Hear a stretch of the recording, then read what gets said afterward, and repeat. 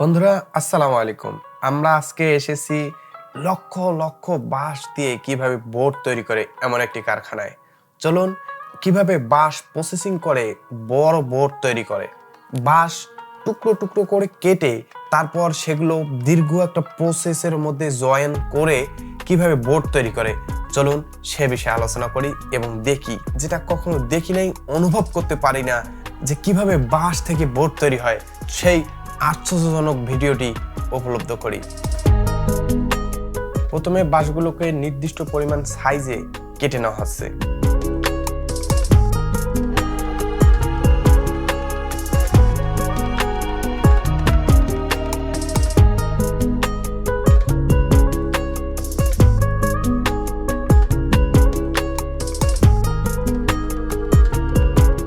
সেই একটা সক্রিয় মেশিনে বাঁশের ডুমগুলোকে দেওয়া হচ্ছে, যেন বাঁশের ভিতরের যে অংশটি আছে সেটি সুন্দরভাবে গোল করে যেন কেটে সুন্দর করে যেন ভেতরের অংশটি গোল করে কেটে নিতে পারে, এবং বাঁশের যে মাংসটি আছে, বাঁশের যে প্রয়োজনীয় অংশটি আছে, সেটা যেন কোনো ধরনের ক্ষতি না হয়। দেখেন কত সুন্দর করে মাঝখানের ফেলে দেওয়া মাঝখানের অপ্রয়োজনীয় অংশটি কেটে নিচ্ছে।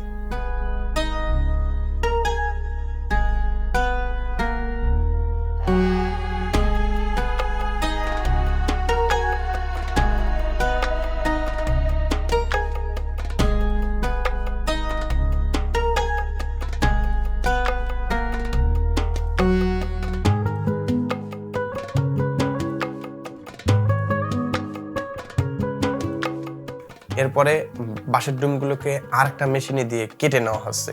কেটে নেওয়ার পর আরেকটি খাঁচায় ডুমগুলোকে সাজিয়ে রাখা হচ্ছে, সেগুলোকে হিট দেওয়ার জন্য। তারপরে খাঁচাগুলো একটি বয়লারে ডুবিয়ে দেওয়া হচ্ছে এবং সেখানে জলীয় বাষ্প দিয়ে হিট দেওয়া হচ্ছে। দেখতেছেন বেশ কিছু বয়লারে বেশ কিছু খাঁচা ডুবিয়ে দিয়ে সেগুলোর মুখটা বন্ধ করে সেখানে হিট দেওয়া হচ্ছে। এই হিটটি জলীয় বাষ্প। আমরা যেমন ভাপা পিঠা তৈরি করি, সেই ভাপা পিঠার সিস্টেমেই এটা হয়ে যাবে। যখন নির্দিষ্ট একটা সময় পার হয়ে যাওয়ার পর বাঁশগুলো প্রস্তুত, সেখানে তখন অটোমেটিক অ্যালার্ম বেজে উঠলো এবং দক্ষ কর্মীরা সেখানে গিয়ে খাঁচাগুলোকে বাইর করতেছে। যখন বয়লার থেকে বাঁশের ডুমগুলোকে বের করে নিয়ে আসা হয়, তখন একটা সুন্দর একটা স্মেল বাইর হয়ে আসে এবং সুগন্ধে পুরো কারখানা ভরে যায়। তারপরে ডুমগুলোকে একটি প্রেসের মধ্যে দেওয়া হচ্ছে, যেন সেটার মধ্যে ডুবে বাঁশের ডুমগুলো সোজা হয়ে যায় এবং একটা প্লেট আকারে তৈরি হয়ে যায়। এরপরে বাঁশের প্লেটগুলোকে একটি রুমের মধ্যে নিয়ে যাওয়া হয়, যেখানে তাপের ব্যবস্থা করা আছে, যেন জলীয় বাষ্পের হিট দেওয়ার কারণে বাঁশগুলোতে প্রচুর পানি রয়েছে, সেই পানিগুলো যেন এখানে জলীয় বাষ্প আকারে উড়িয়ে যায়। বন্ধুরা দেখতে পাচ্ছেন, বাঁশগুলো যখন নির্দিষ্ট একটা সময় অতিবাহিত হওয়ার পর একদম শুকনো ঠনঠনে হয়ে গেল, তখন ফকলিফট দিয়ে সেই বাঁশের গাদিগুলোকে নিয়ে আসা হচ্ছে। এরপরে বোর্ডের মাঝখানে থাকা বিভিন্ন ধরনের ক্ষতগুলোকে আলাদা করা হচ্ছে। তারপরে উচ্চ ক্ষমতা মানের আটা দিয়ে সেগুলোকে একটা প্রেস মেশিনে দেওয়া হচ্ছে, যেন আটাগুলো সুন্দরভাবে লেগে যায়।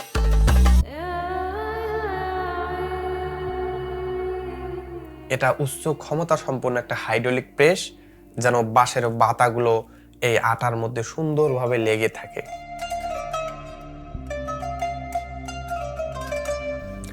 আর এই হাইড্রোলিক প্রেসটি এখানে দিয়ে রাখা হয়েছে অন্তত 2 থেকে 3 ঘন্টা পর্যন্ত।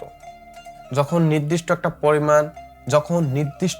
একটা সময় অতিবাহিত হয়, সবগুলো বোর্ড একত্রিত জয়েন লেগে যায়, তখন হাইড্রোলিক মেশিনটা তোলানো হয় এবং বোর্ডগুলোকে সংরক্ষণ করা হয়। তারপরে আরেকটি প্ল্যানে সেগুলো স্থানান্তর করতেছে এবং সুন্দর সাইজ করে দেওয়ার জন্য অটোমেটিক কাটিং মেশিনে দেওয়া হচ্ছে। সুন্দর করে সক্রিয়ভাবে ঘুরে কত সুন্দর একটি বোর্ড আমাদেরকে উপহার দিচ্ছে। এরপরে বোর্ডগুলোকে পালিশ করার জন্য আলাদা একটি সেক্টরে পাঠিয়ে দেওয়া হচ্ছে। সেখানে বোর্ডগুলোকে পালিশ করে সুন্দর মসৃণ এবং পিচ্ছিল করে নেবে, যেন দেখতে খুবই সুন্দর লাগে।